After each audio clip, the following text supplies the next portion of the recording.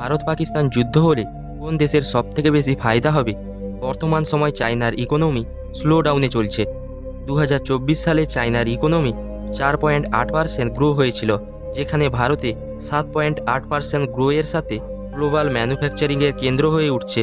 ট্রাম্পের আসার পর ইউএস চাইনিজ স্মার্টফোনগুলিতে 145% ট্যারিফ লাগিয়ে দিয়েছে, যেখানে ভারতে তৈরি আইফোন থেকে শুরু করে অন্যান্য ফোনগুলিতে 0% ট্যারিফের সাথে অ্যাপেল, স্যামসাং, ফক্সকনের মতো কোম্পানিগুলি ভারতে $85 বিলিয়ন বেশি ইনভেস্ট করেছে।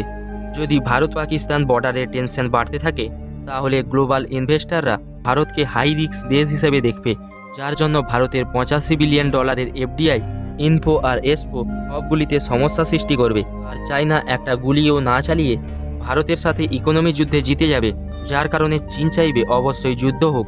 এরকম ইন্টারেস্টিং ভিডিও দেখতে চ্যানেলটিকে সাবস্ক্রাইব করে ভিডিওতে লাইক দিয়ে দিন।